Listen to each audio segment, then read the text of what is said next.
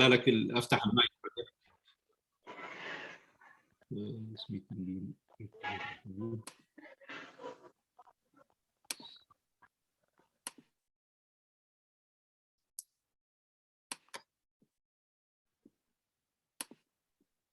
ممتاز. وانا كمان بدات الريكورد دكتور بشير. ايوه نعم، هاي شايف الريكورد بدأ. اوكي.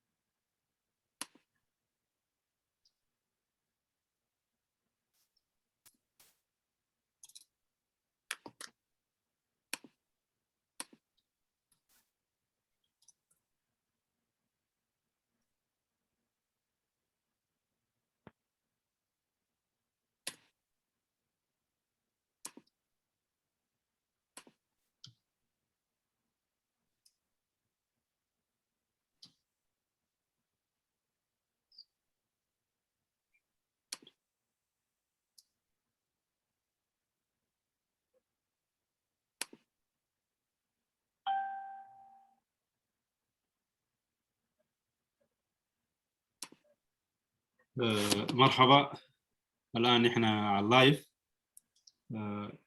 التحية والتقدير لجميع المتابعين والمشاهدين في حلقتنا اليوم في مجموعة حوار لوعي مشترك. إن شاء الله حيكون معنا اليوم الأستاذ الدكتور جلال محمد صالح في ندوة بعنوان إشكالية السلطة ومسألة التعايش في المجتمع الإريتري. إن شاء الله دكتور جاهز؟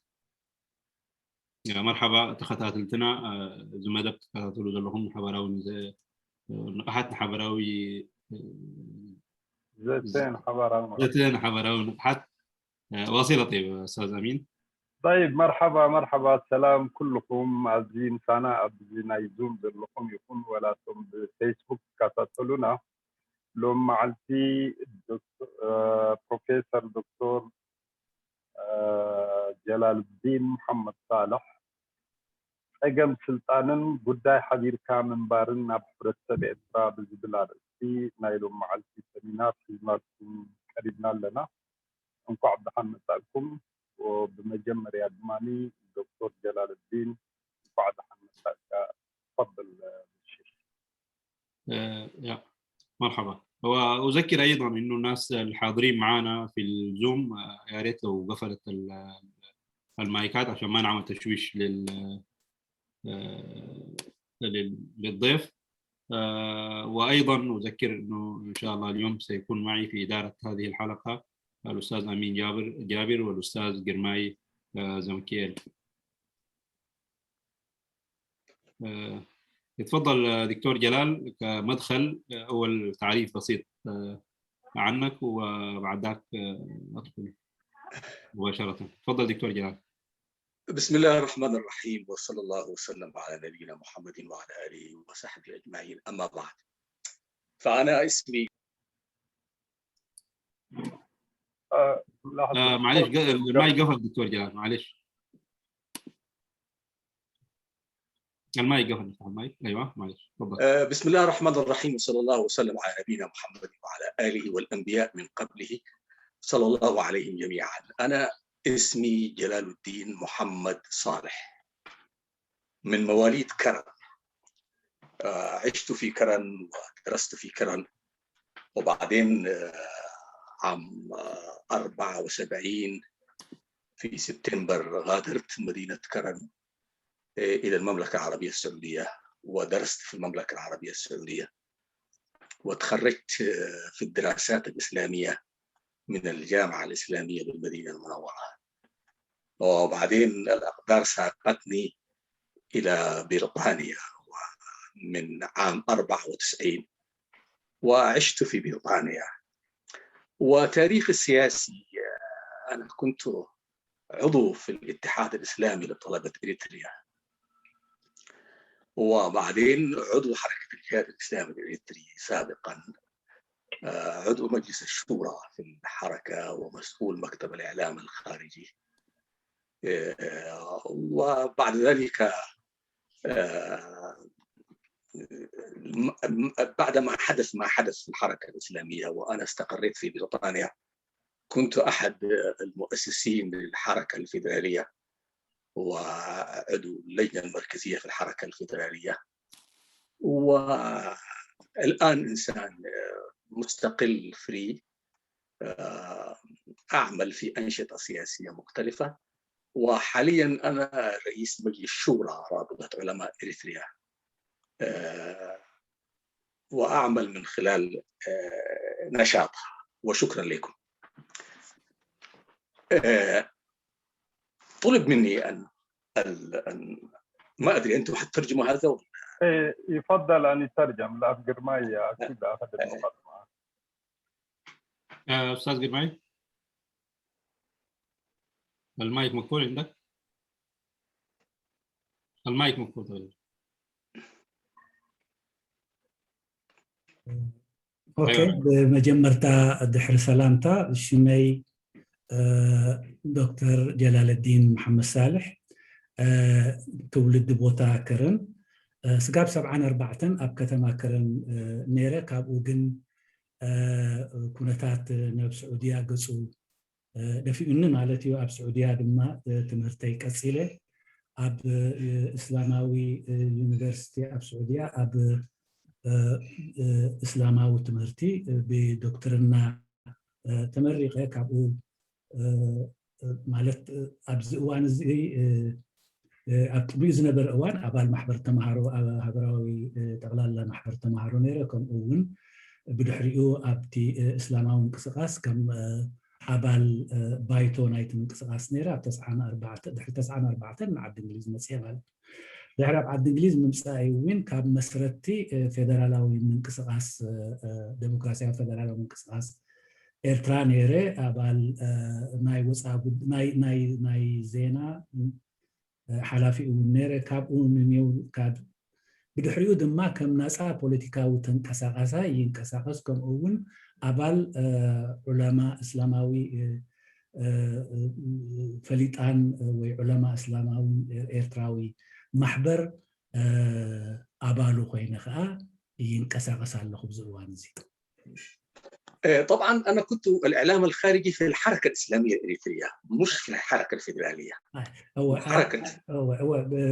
أنا أب مالت ناي وصعي ناي زينا حلافي ناي إسلاماوي من قصاص ينير بناي إسلام فيدرالاوي ديمقراطيا من قصاص إريتريا يكون كل نيري أريمو ولا صبو أريمو أنو أوكي. وشكرا لكم أنكم أنتم دعوتموني وأشركتموني في هذا الحوار السياسي. وموضوع الحوار زي ما أنتم عارفين هو إشكالية السلطة ومسألة التعايش في المجتمع الإريتري. والسلطة مشكلة هي مش بين الإريتريين نفسهم، لكن مشكلة هي بين البشر كلهم، يعني في أي مكان. ويبدو لي الدماء اللي أريقت في سبيل السلطة هي أكثر مجالات الإراقة، يعني السلطة أريق فيها دماء كثيرة بين البشر من قديم التاريخ وحديث التاريخ. وعشان كده مش حاجة غريبة عشان نشوف تنازع وإشكالية فيما يتعلق بالسلطة في مجتمعنا الإريتري أو في المجتمعات اللي حوالينا، لأنه قضية السلطة قضية جدا خطيرة والبشر بتتقاتل في السلطة. ولما نقول السلطة بتعني شيء كثير يعني، وأهم ما تعنيه هو السلطة تعني السيطرة الثقافية، والسلطة تعني السيطرة المالية. يعني اللي عنده سلطة يفرض ثقافته ويفرض إرادته ويملك المال، فهو إما أن يكون عادل وإما أن يكون ظالم. فهذه إشكالية السلطة، ومسألة التعايش مربوطة بالسلطة. يعني كلما كانت السلطة محلولة التعايش كان موجود والناس بتتعايش بسلام، وكلما كان هنالك خلل في السلطة يكون خلل في التعايش. إذن في إشكالية، في ترابط وثيق بين السلطة ومسألة التعايش. شكرا.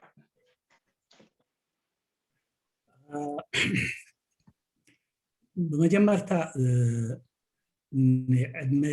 من مزجبركم لي بتعمي مسجنكم تخزاربلو دليل زلخو خا قداي سلطان كلها ناخذ نفلطو بتعمي أشجاري وي نهاي شجر منشي مخنياتو سلطان إذا خا إيرتراويان راح زيكون أب كلهم دك سبات ما قداي سلطان بتعمي شجري من أنت سلطان زفسد دم أنت زخونة يكون كال زفسد دم كاب كل زبز حياتي من أنت سلطان نمجبات زجبر ناي دم نفساسي دك سبات وين سلطان نمجبات أب حدش تاريخهم يكونوا أب ناي قدم تاريخهم يكونوا بزح دم كم دفسسو تاريخ يحبرنا بأركس دك سبات سلطان نمقص صار بزح يوم دم دفسسو سلطان زجبات نمقص صار زجبر كأ حدا سلطان كنبلون كلنا بزح نجار يزتقال جلخابو سلطان ني بهلاو مقصصار وين بهل مقصصار سلطان نقطباو مقصصار سلازي إت سلطان أب مالت أب معريون شجر زي فترن أكل كون كله ناي مربابرو سلام وين أو وش تحبره تسبي فتر أنت ده أب تحت شجر فترة زخلو سبات ودي أخا إتزعبي شجرن زعبي سببان زفتر سلطاني سلازي سلطان بالحي كراخلت بالحيو مالت تعيات سبات أبز حزوه سلام مرد عنا بحتور صوم يفتروا كفاءات سبات نزل بطوة دما كفاءن حسمن أوش تحبره تسبب ينقصوا. شكرا.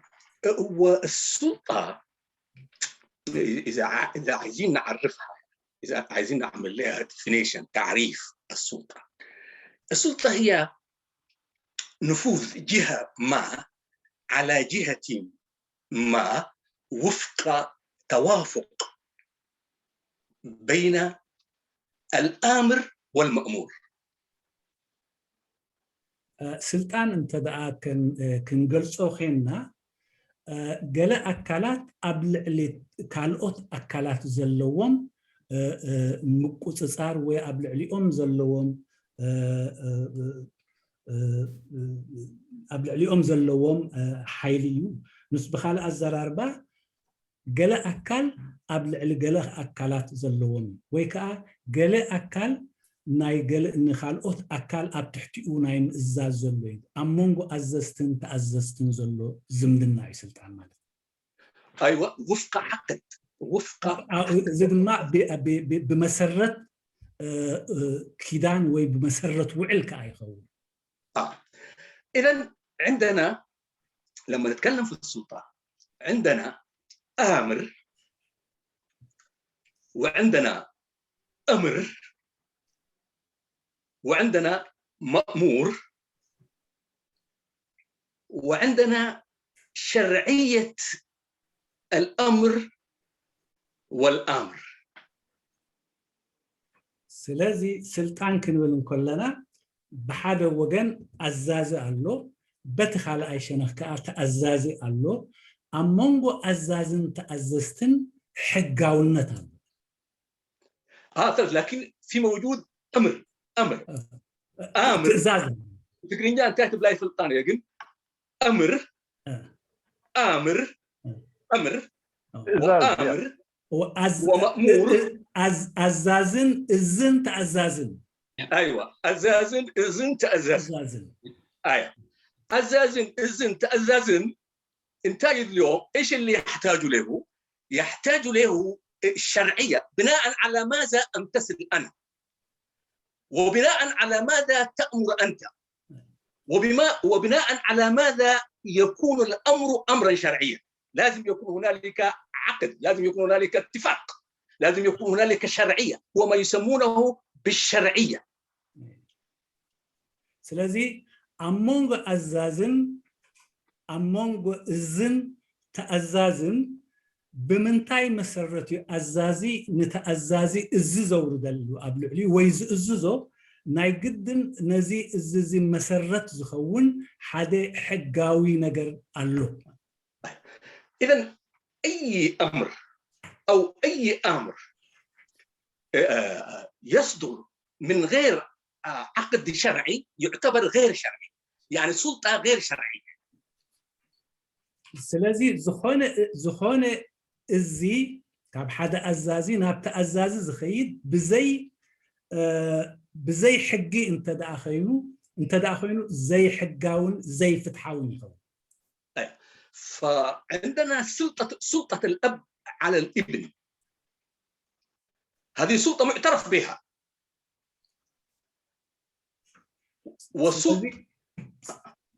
وسلطة الحاكم على المحكوم سلطة معترف بها سلازي سلطان ولادي أبلع الولدو زأمنلو وي اتأمنلو سلطاني وي امنت زتواهبو سلطاني كم اوين سلطان لا أزازي أبلع لتأززتو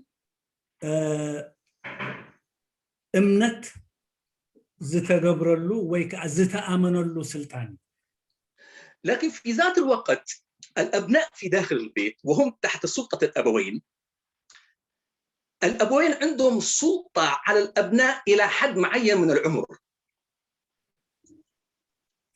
بعد حد معين من العمر الأبناء يناقشوا الآباء فيما يصدرون من أوامر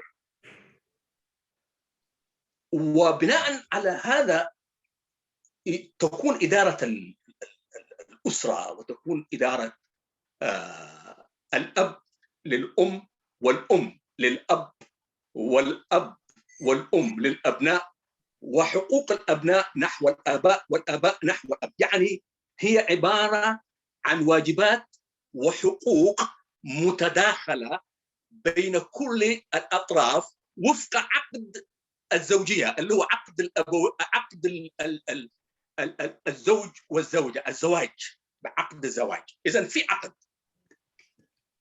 سلازي مالت ولادي أبلع ذقو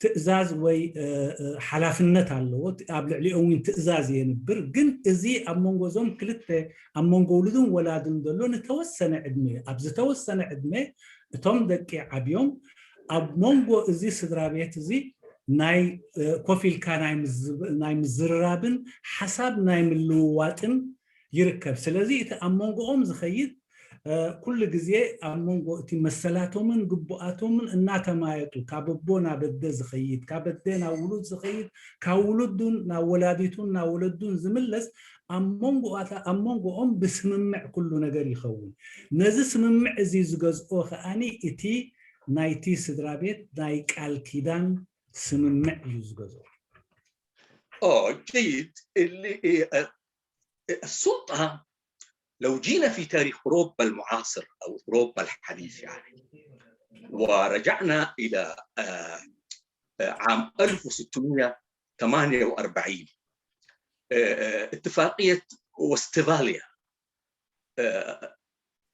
بعدما أن الدول الأوروبية دخلت في حروب ومعروف في التاريخ الأوروبي ما يسمونه بحرب 30 عاماً حرب 30 عاماً إنه كيسنجر في كتاب له حول النظام العالمي بيقول إنه قرى أبيدت قرى بأكملها أبيدت الحرب بين البروتستانت والكاثوليك في أوروبا والنزاعات الطائفية والقتال دمر أوروبا تدمير لا نظير له وطبعاً أوروبا في العصر الحجري كانت تحت هيمنة الكنيسة وبعدين حصلت ثورات في أوروبا منها الثورة الفرنسية هذه الحروب كلها كانت تدور حول نزاع السلطة لكن ما علاقة نزاع السلطة بالدين لأن التاريخ الأوروبي بيعطينا صراع بين البروتستانت والكاثوليك في أوروبا ويدينا صراع بين الكاثوليك والأرثوذكس لدرجة أنه اسطنبول لما وقعت على يد محمد الفاتح، الكنيسة في الكاثوليكية في روما أبدت سرورها وفرحتها، لأنه الأرثوذكس في نظر الكاثوليك كفار وما يستحقوا أن يكونوا سادة وقادة، والكاثوليك أبدوا فرحتهم.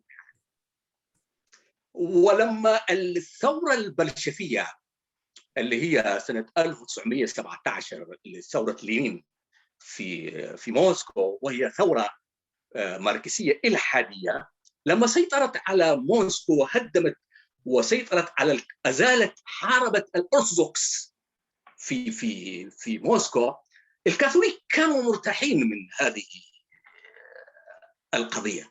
وهذا بيطرح علينا سؤال، وهو سؤال مهم جدا، يعني ما العلاقة بين السلطة والدين؟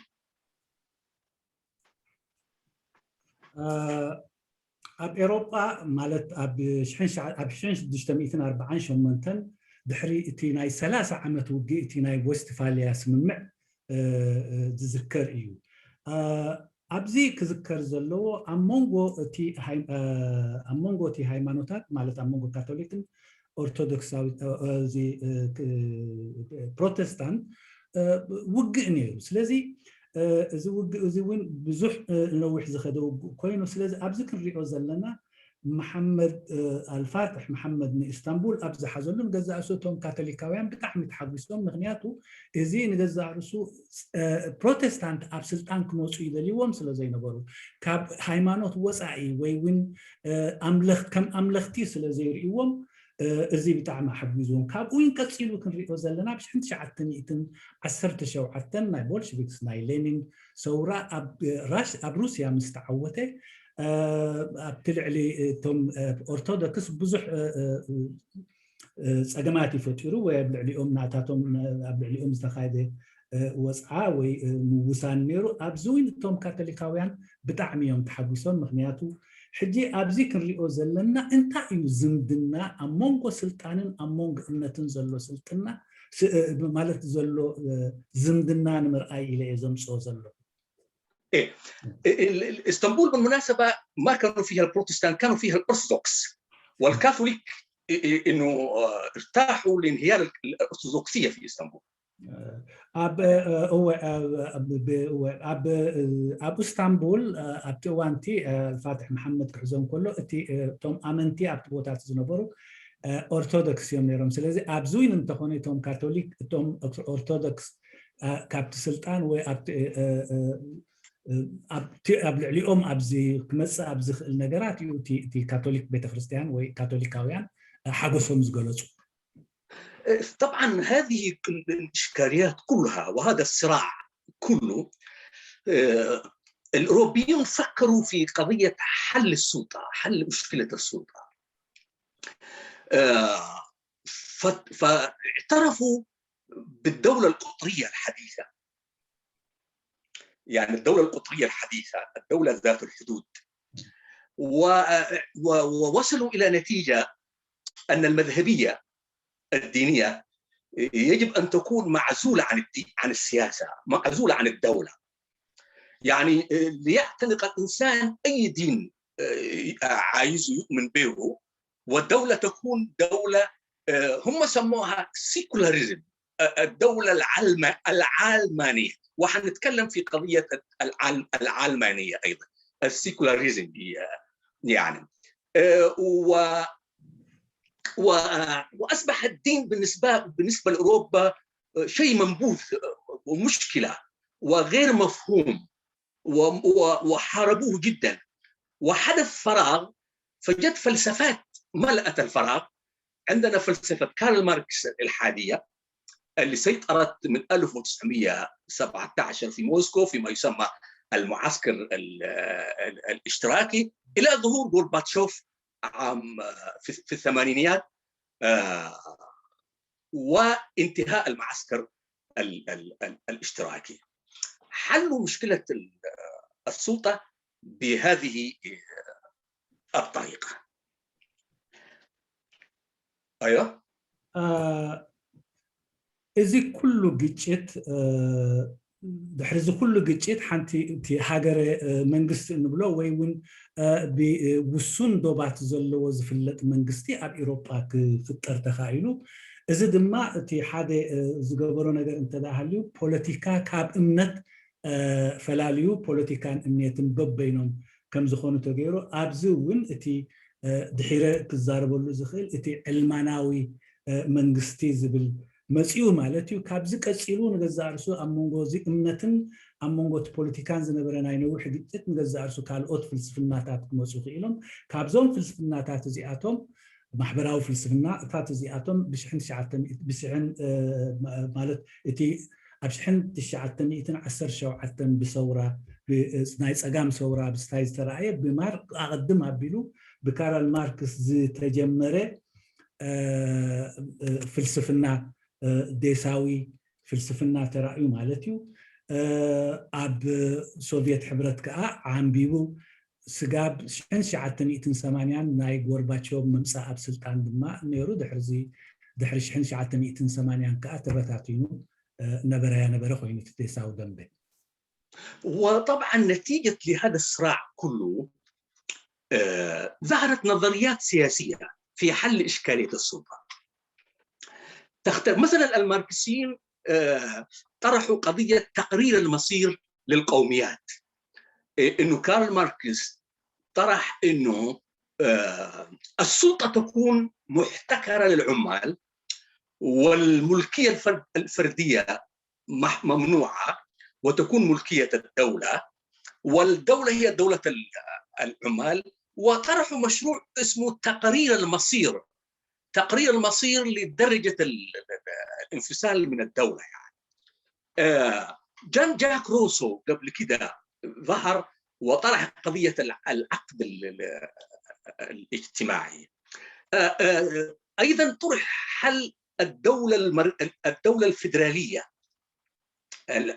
فمثلا سويسرا كان حرب بين الكاثوليك والبروتستانت حرب 25 سنة كان قتال وبعدين جلسوا وشافوا إنه القضية ما تستحق كل هذا الدماء وسويسرا دي ممكن نحلها بأنه نطرح مشروع سياسي بموجبه تحكم وأخذوا الفيدرالية. وطبعا سويسرا بتتكون من الألمان والإيطاليين والفرنسيين والرومان وحولوها إلى كمون ومن كمون إلى كانتون وأصبحت دولة فيدرالية لكنها في ظل نظام رأسمالي. الاتحاد السوفيتي كان دولة فيدرالية لكن في ظل نظام مركزي ماركس. البروتستانت اللي هاجروا إلى الولايات المتحدة الأمريكية أيضا واجهتهم مشكلة علاقة الدين بالدولة فوصلوا إلى نتيجة أنه يتحدوا اتحاد فيدرالي وعملوا دولة فيدرالية. ليش عملوا كده؟ عشان يحققوا مبدأ التعايش أنه كيف نتعايش بمختلف عقائدنا بمختلف معتقداتنا كيف تكون الإنسان يدعو إلى السلم وإلى السلام ويزدهر البلد لأنه إذا حصل تعايش يحصل استقرار وإذا حصل استقرار يحصل تنمية مستدامة وإذا حصلت تنمية مستدامة يكون تقدم حضاري الشعوب تتقدم في المجال التعليمي في المجال الثقافي في المجال الفكري وتكون الحرية متاحة للجميع ويكون الشعار المرفوع من شاء فليؤمن ومن شاء فليكفر ويكون الشعار المرفوع لا إكراه في الدين.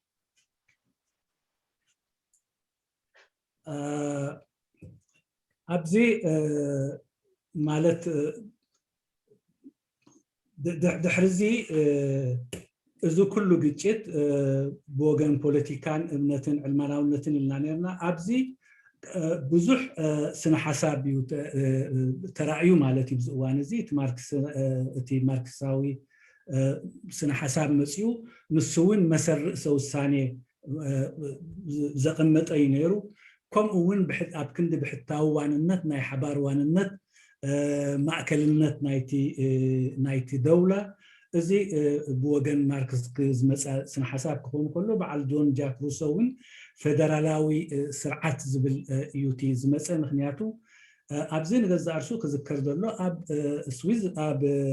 سويسرلاند نحسران حمشتن عمد أمونغتهم كاثوليكاويان أمونغتهم بروتستان دماوج تخيلوا دحرزو كل جن كوفيلون السلامنتاي عمنت منتايو زي كله دم فساس زي زبل سلز تمتو تي فيدرالاوي سرعات كمسرتو كيلوم مالتيو سلازي كاب كامون ناب كانتونات أبيلوم كيدوم مالتيو سلازي أمونغوتهم فرنساويان جرمناويان روماويان إيطالياويان أمونغهم بفدرالاوي سرعات مالت بسلام كله زدلي نأمنه جنكا أبتي ني بوليتيكو زي ملكات كأني بحبار بأبتي فدرالاوي سرعات تمأزيزو كخيط تغيرو إذن جزء رسو سلام أمسيو مالتيو أب سوفيت كومو أب سوفيت حبرت إتي زنبرة بتزنبرة فلسفنا مالت مسر سو الثانية زكاتته مسؤخ أنا يبحثوان الناس زي فكرنا يحبار وانت مو كل منقص فيدرالاو صراحة كوينو جن أب تحتي مو كل منقص تدخيد زم حذر تفتيرو مالتي كابزن اليوم وين تي كنريو النخل تي بوليتيكاو سرعات مالت توم بروتستانت نجزع رسوم أمريكا أبستسدلو أمونغو تي هاجرن أمونغو تي بوليتيكان نزلهم سحاب نزل نجزع رسو كم زي فتح تغيرو مالتي ونستخاء فيدرالاو سرعات أقيمهم امنت بزي قدس جن زدلي يأمن زيدلي أيمن أبنت قدودنت كهلو يبلون أب تحت سبل إزيس لازقونين بقر أب تهاجر أنتي مسكينو مالتيو قدامي مرقاق تفتيرو سلام تفتيرو مرقاقن سلام انت دا أهلوخا عبيت أب كل مدايات قطباو عبيت تمرتاو عبيت كوتا أب كل إتي منوابرونا يدك سبات عبيت الرقاقيسو مالتيو انت اتين الناس ملكت جن اماني نابزز دوليو شنخن نابزز دوليو امنتن كخيد بمبارو ازي مبار اتسلامن مرغداءن زفتره كنتات ينيرو. جميل، شكرا لك. عشان كده انا يجب ان نستفيد احنا الاريتريين من كل هذا التاريخ. التاريخ هو لا يتكرر، ما تعيد، ولكن التاريخ تذكره عشان تستفيد منه. التاريخ فيه الصح والخطأ. أنت تستعرض التاريخ مش عشان تبكي، ولكن تستعرض التاريخ عشان تستفيد منه. والتاريخ الإنساني كله مفيد لنا إحنا، وهذا العبرة بتاريخنا نحن في المجتمع الإريتري، وبالتاريخ البشري بصفة عامة، وبتاريخ الصراعات في المنطقة اللي احنا نعيشها مهم جدا، لأن منطقتنا اللي احنا قاعد نعيشها شهدت صراعات من هذا النوع. وخليني أضرب لك مثل في الصراع. يعني الثورة المهدية في السودان ظهرت حركة الإمام محمد أحمد المهدي، وحاربت الإنجليز وأقامت دولة، وبعدين مات الإمام المهدي وجاء الخليفة التعايشي، وظهر في إثيوبيا يوهنس، وقام صراع بين الإسلام ممثلا في الحركة المهدية وبين الأرثوذكس الأكسوميين ممثلا في يوهنس، وحتى قتل يوهنس عام 1889 في معركة المتم. أيضا لو رجعنا في القرن السادس عشر تقريبا أو القرن الخامس عشر، يعني ظهرت حركة الإمام أحمد جراي الصومالي، وحصل قتال بين لبنى دنقل وجاء البرتغاليون وجاء العثمانيون، والمعركة اشتغلت وظهر صراع عنيف جدا. الجهة اللي تضررت، الجهة الوحيدة اللي تضررت هم سكان المنطقة. استخدموا في هذه من كل الأطراف، وحملوا كراهية لبعض بحجة إنه الطرف ده عايز ينهي دين الطرف ده. فهذا التاريخ اللي احنا، ودائما السياسيين بيستخدموا الدين، ما يؤمنوا به أحيانا ولكن يستخدموه. ولذا أنت لما تقرأ التاريخ الإثيوبي، بعض الملوك الإثيوبيين لما واجهوا حركة الإمام أحمد جوري تحولوا من الأرثوذكس إلى الكاثوليك. ليش مع أنه الكاثوليك في العقيدة الأرثوذكسية حركة ردة وكفر. هذا يورينا، هذا يعطينا مؤشر إن السلطة هي الأساس عند الملوك والحكام، والدين يدخل في هذا الصراع. أنا ما بقول إنه ما في ناس ما يؤمنوا بالدين وما يضحوا من أجل الدين، في ناس يؤمنوا ويضحوا من أجل الدين، ولكن في ذات الوقت الدين هنالك من يستخدمه لتأجيج الصراعات. عشان كده لا بد أن نفكر إحنا في مسألة التعايش من خلال استعراض هذا التاريخ. وإيش استفدنا إحنا من هذا التاريخ؟ غير ما استفدنا الدمار، وغير ما استفدنا الحروب والحريق واللجوء وهجرات الشعوب والتخلف اللي قاعد نعيشه. باختصار عايز أقول إن مسألة التعايش، تعايش لو أخذناها الفيرب اللي هو الفعل في اللغة العربية، عاش ويعيش، تعايش في اللغة العربية على وزن تفاعل، تعني إنه يكون من طرفين مش من طرف واحد. تعايش وتقاتل، القتال لا يكون من طرف واحد، يكون من أكثر من طرف. فلما تعبر بعبارة التقاتل أو تقاتل بمعنى في أكثر من جهة بتتقاتل، ولما تعبر بتعبير التعايش بمعنى في أكثر من جهة تتعايش. والتعايش طبعا نقيض التقاتل، نقيض التحارب. اوكي، أنا نمنتاز تاريخ ذكره ذلو نحن إرثراويان تاريخ كندقم لنا زي كونه كاب تاريخ كنمهرن كاب تاريخ تي تاريخ قبل حجز تجبر نعوم دقام زي كونه كابو تماهرنا كابو زلو ألتاو نقرأ زي دقمنا زي مدباري. سلازي تاريخ كأت قمو كابزي زبقس كابتي قدمي خاز نبرة تباهر كأت قدمي خاز نبرة حماق نقرات زي مدباري. أبز كبابينا وانتخونه زي بحفش ناي علم تاريخ كنجي نخيل كم نايز كبابينا نايز زبانا تاريخ ونكر نخيل مخنياتو أبز زبانا زي ناي تاريخ كريتشتات نيروميوم أبز كبابينا أب كبابي شحن شمونت ميتن 89 ويكملوا ناي مهدن انقساس نردي أمونغونا مونغليزن زتجبره كابزنيو أتي ناي مهدن انقساس ني هاجر السودان وياب السودان ناي مهدي وبمهداويان زمرح مسلمنا أمنت زختل منقستي فتيرو مالتيو أب وجن إثيوبياوين تي ناي بوجن يوحنس زخيز نبرة ناي أرثوذكس بيتا كريستيان مراحي وناتو تختالي بزخونه أمونغو زي أتوم كليبتن غزارسو أبز خبابينا تاريخ زمهرنا أمونغو ختيوم أمونغو حيث أبشن شعبتن 1989 وقتقايبو أبزو قزي يوحنس أمتن ما تقتلوا مالتيو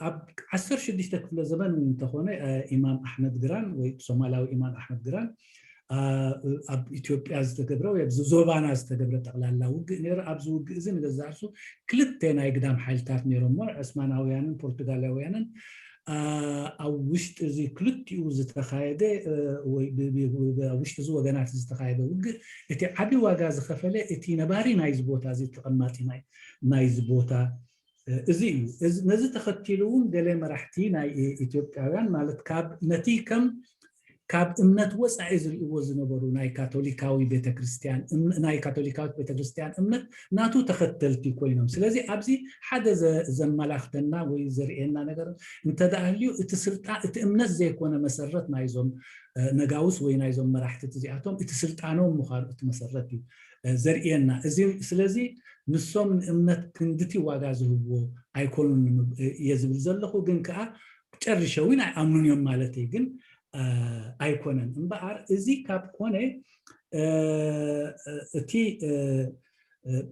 ማለት ስልጣን እዩ እቲ ኩሉ እዚ ፀገማት እዚ ዘምፀ ወይ ተአመንጎት እምነታትን ተኸተልትና እምነታትን አመንቶ መባራው ሰባትን ዘምፀ ግን እቲ ወሳኝ ነገር ግን በሐባር መንባር ስለዚህ ንሕና ኤርትራውያን ክንሐስብ ዘለና በሐባር ናይ መንባር ጉዳይ ቁጥራህ ይትርፍክልወና ካብ ዝኾነ ይኹን ግን ሰሓብን ግርጭትን ክንረክቦ እንኽእል የለ በሐባር መንባር ክብል ከለኹ ክልተ አዊት በሐባር ተሐባቢርካ መንባር ማለት እዩ ምክንያቱ በሓደ ወገን ጥራሕ ዘይኮነ እቶም ኩሎም ዝነብሩ ዘለው በሐባር ናይ ምንብባር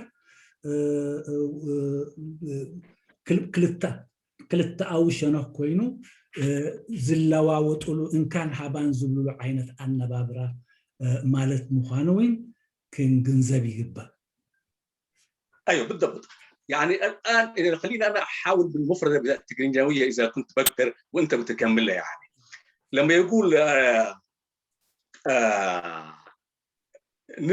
نبلالع او يعني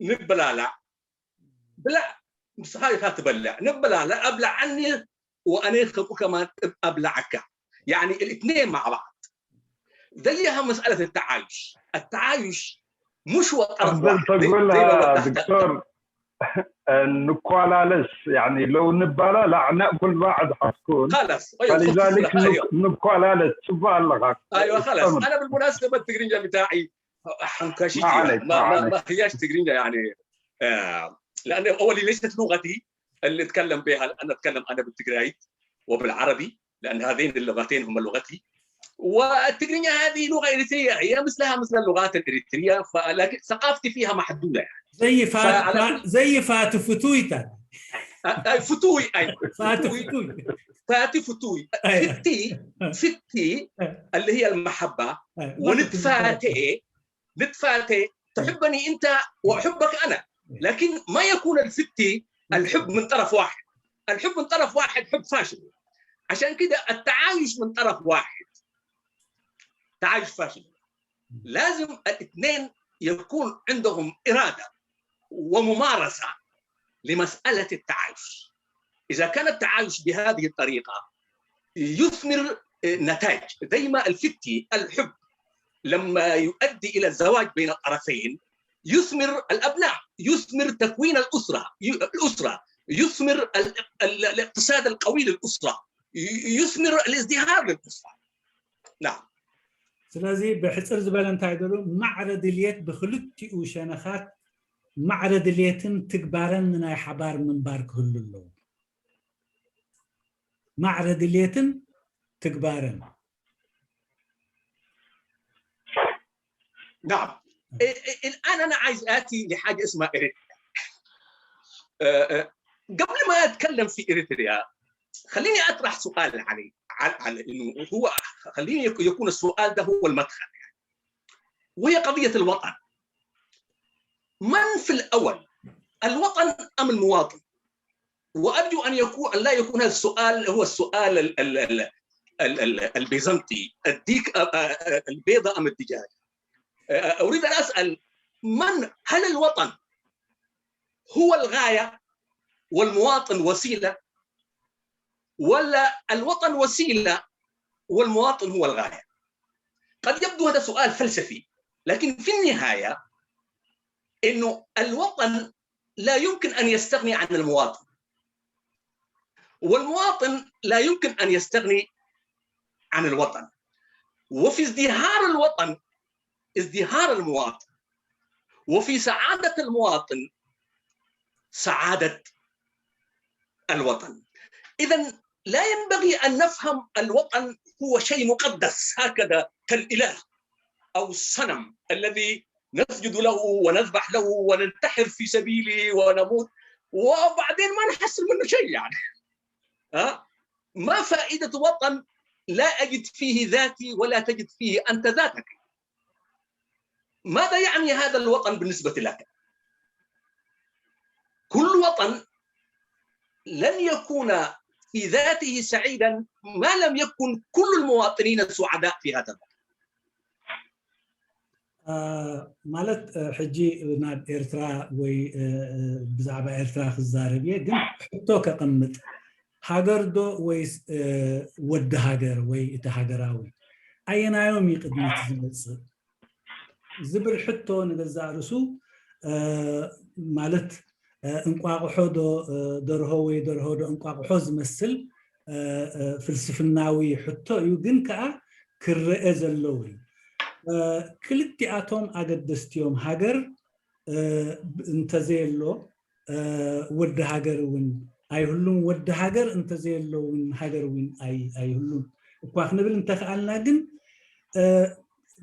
أنا تصيرنا هم فلسفة زلنا هاجر بزيكا ربحان بزيكا تغمن بزيكا متشوتن بزيكا عبيتن ود هاجر انتملخنايو عبينا انترئنايو ناي فتار بوتاو انتهبنايو انتايتهم انت دقا اتمدك هاجر زي ربحلو اتمدك هاجر قريعهم زي نبرلو اتمدك هاجر زي عبيلو خوينهم هاجر نعوهم انتاي نزبل حتو جن أسبقنا كجيئو يقبانا ايه بالضبط. لو جينا في إريتريا كوطن لنا احنا إريتريا دي لو شفنا تاريخها إريتريا السؤال اللي ينطرح علينا احنا إريتريا دي جت من فين؟ شنو هي إريتريا؟ إريتريا جو الطليان وكونوا مستعمرة إيطالية وجمعوا فيها شعوب مختلفة شكلوها مع بعض.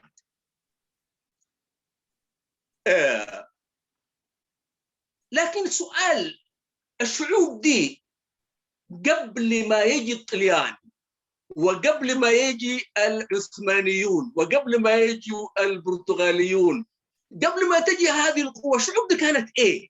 ايش هي؟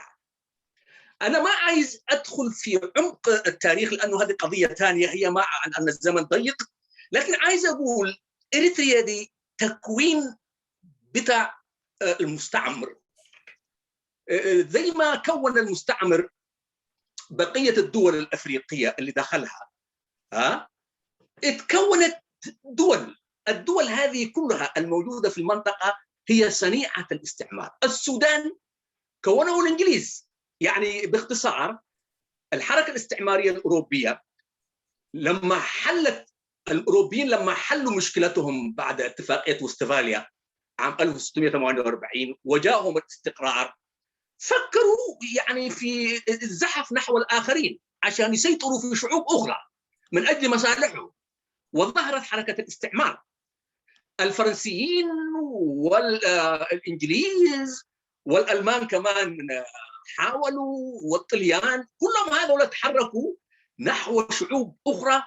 و يعني بعد سقوط الدول الثانية أظن سنة 1916 كانت اتفاقية سايكس بيكو، والدول دي كلها اتوزعت ووقعت تحت الاستعمار الفرنسي. القرن الإفريقي هذا القرن قرن استراتيجي هو في الحروب، وحتى الآن ما زال يحتفظ باستراتيجيته.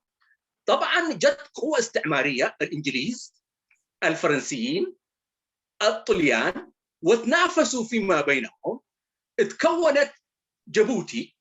يعني احنا الآن لو جينا مثلا في شعب عفر، يعني العفريين جو الطليان وأخذوا منهم جزء ودخلوهم في مستعمرتهم، الفرنسيين جو وأخذوا منهم جزء ودخلوهم في مستعمرتهم اللي هي جيبوتي. المليليك مع المستعمر اتفق ودخل جزء من العفر الى اثيوبيا. بعدين جو على الحدود السودانيه الاريتريه من ساحل وبركه وقاش، المناطق هذه الى انت لو جيت الى اتجاه كسلة، الحدود السودانيه الاريتريه المعروفه، وبالساحل الشمالي لو جيت في قروره اتقسمت الاثنين، قروره السودانيه وقروره الاريتريه. طبعا قروره السودانيه وقتها قروره الانجليزيه، هي انجليز هم الموجودين، وقروره الاريتريه وقتها هي قروره الايطاليه هي الموجوده.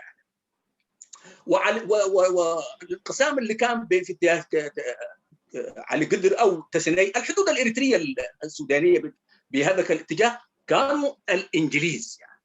وجو في المرتفعات الاريتريه، المرتفعات الاريتريه مينيليك وافق للطليان ان يتنازل عن جزء من الهضبه الاريتريه، من الهضبه الاكسوميه اللي هي اكولوكزاي وحماسين وسرايا، ودخلت في اطار اريتريا. صحيح انه كان في صراع ما بين الحماسين والتجراي، هذا معروف. انا لا أريد ان ادخل في عمق التاريخ، لكن انا قاعد اسرد الذي حدث.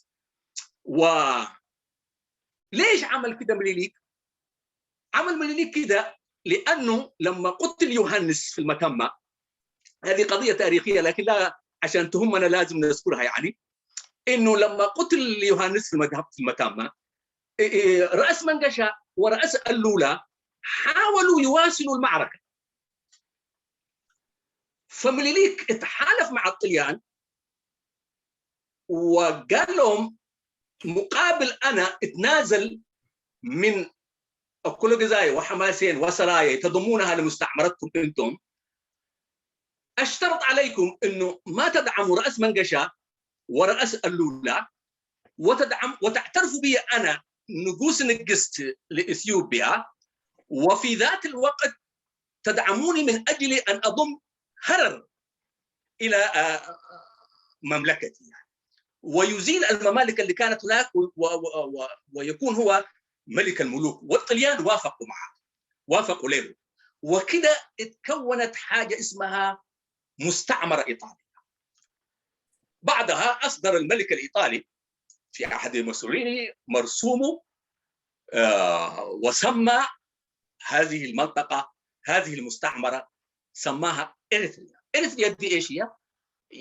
اسم يوناني لجزيرة ويعني البحر الأحمر، وكده تشكلت إريتريا. إذن إنه السياسة هي معالجة الواقع، وليست هي الحلم بما يحب أن تكون أنت. يعني في فرق بين فيلسوف وبين السياسي. الفيلسوف هو يبعد عن الواقع، يحلق في الأجواء. السياسي يتعامل مع الواقع. وأي دولة تقوم تتأسس على رأي الفيلسوف تنتهي غالبا وتفشل، زي ما فشلت النظرية الماركسية. وأي دولة تقوم على أساس مراعاة الواقع تستمر. وإحنا عندنا في ثقافتنا الإسلامية يقولوا في قاعدة، يقولوا الحكم على الشيء فرع عن تصوره. إيش معنى الحكم على الشيء فرع عن تصوره؟ يعني أنت ما يمكن تقول الشوكولات حلو أو مر ما لم تذوقه، لازم تتصوره بكل أحوال بعدين تحكم عليه. إذن لابد أن نكون واقعيين في فهمنا للقضية الإريترية، فهمنا لتركيبة المجتمع الإريتري. المجتمع الإريتري مجتمع متعدد الأعراق، متنوع الثقافات، متباين المعتقدات. هذه هي. هنا أتوقف من أجل أن أعطيك فرصة للترجمة.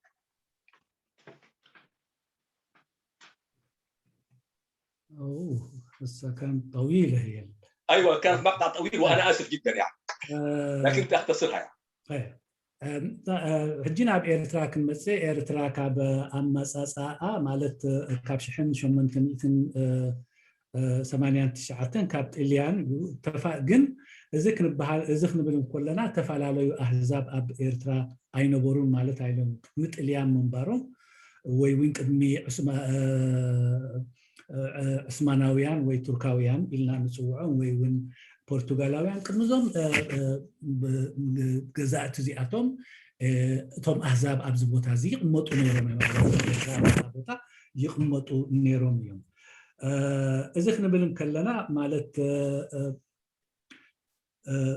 بمجزأتي إيرترا بمجزأتي استفترت إياه مالتنا أيكم كلن كالوتنا سلس عالم هجرات وي أفريقيا وين كم وين يزقرن أفريقيا هجرات إيرتراوين بمسفحفحنا مجزأتي استفترت هجريا إذا زخون اللغة دحري 10-14 دحري سمعنا واستفاليا أوروباويان وناي وشت شجراتهم مسفتحوا دحريو بقطتا ناب كجزءون زدليو هاجرات يوم أمريحو مالتيو سلازي كارن أفريقيا إنجليزم فرنساويان ناب زبوتا زمسيوم نجزء أرسو نتنا عفر بوتا بمجمر تامس مسو قلا أكلنا عفر إيطالياويان وسيدوم ناتهم من محدار ويناتهم جزءات غيرهم وكم أون فرنساويان نجوبتو وسيدوم وناتهم جزءات غيرهم من ليك وين تقوني تزترفي أكلنا عفر وسيدو مالتيو زي بوجن أبي زنا وقلنا إثيوبيا خون كله السودان وينكم إنجليز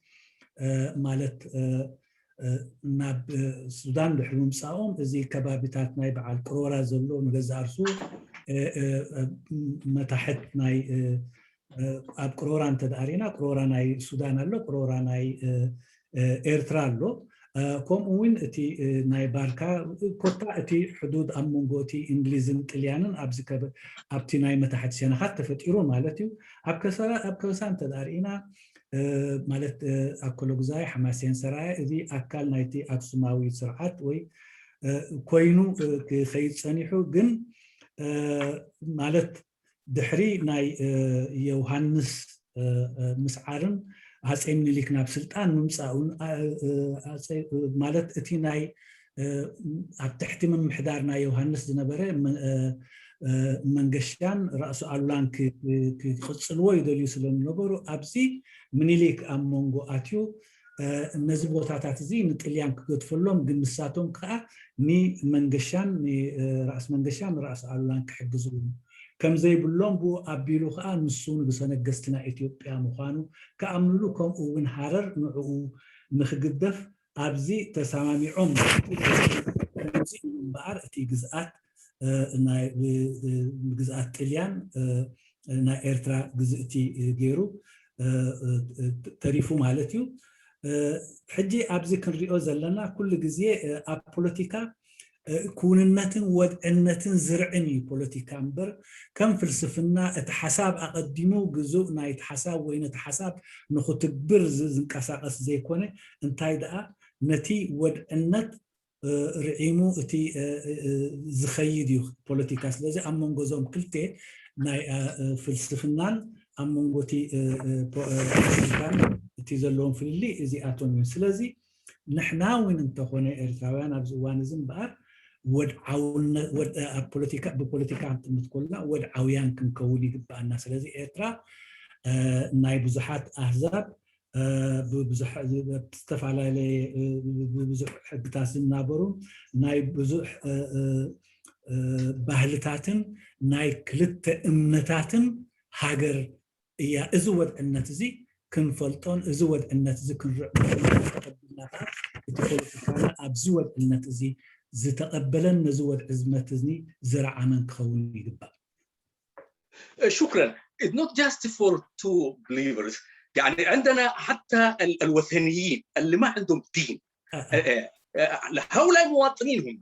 لازم احنا دائما اعتدنا ان نذكر المسلمين والمسيحيين. لا في ناس هناك ما هماش مسلمين ولا مسيحيين وهم مواطنين ومن حقهم أن يمارسوا عقيدتهم الدينية وأن يكونوا الإيمان هذا من شاء فليؤمن ومن شاء فليكفر والرب يقول لنا نحن المسلمين لا إكراه في الدين، ويقول لنا لست عليهم بمسيطر، نحن لا نسيطر على أحد. هذه إذن إريتريا هي ليست للمسلمين وليست للمسيحيين وليست هي للوثنيين، وإنما هي إريتريا للجميع، الوثنيين والمسيحيين والعلمانيين، السيكولاريزم. هذه المجموعات كلها تشترك في هذا النوع أو هذا الوطن، وليس من حق طرف أن يفرض على الآخر وجهة نظره. بلندي كل جزية كلت أمنة النبل جن كلت أمنة راح يكونن أمنة زي بلون وين أفريقيا أمنة وين اللو سلزي إرترا نايزم كلهم نايزم أمنة تحت زياتهم بلمداو بها هلا كلت أمنة زبهالوين تذكر يكونن مخنياتو نحنا نجز أرسو أب أمنتنا كمسلمنا أب أمنة أسجداد النت يلوي بجدز خون مؤمن يلن سلازي زدلي يأمن زي دلي أي أمنن سلازي إرترا مباري ناي أمنتين كريستنا أمنت مسلمنا زي أمنتي وين أفريقيا أمنت وين حد وان يبهاليو كم أول ناي علماناويان ناي زياتهم كلاتهم يا سلازي إذا كله حابيروز نبرلا اتحادي قبل الاتحادي مالت عبللا زي يلا وي عبللا زي فكدلا عينت النبابرة النبرلا إرتراك تنزلوا.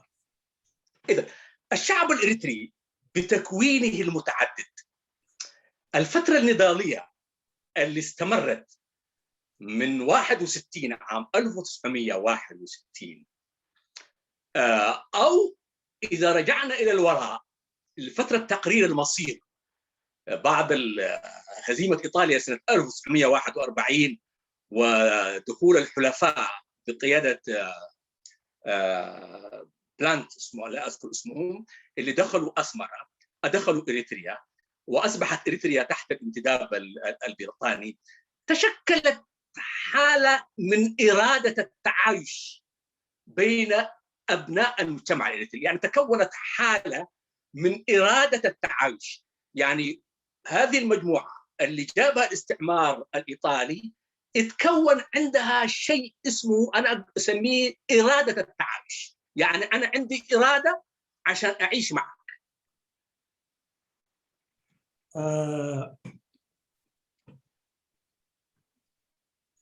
مالت تي كلهم إرترا زقوموا أحزاب وأبوزحنت تمسرتت إرترا كاب شحن شعات تنسسان حدن وين كاب دحري ودقت سعرت اليان أبكال أي وقعلم وأبتي وان مسأل وان مسأل سوساني دحري توم سعيرهم إنجليزاويان ناب إرترا مسأتو حدا كنت ناي حبيركا ناي منبار دليت تفتيرو أبي إرترا.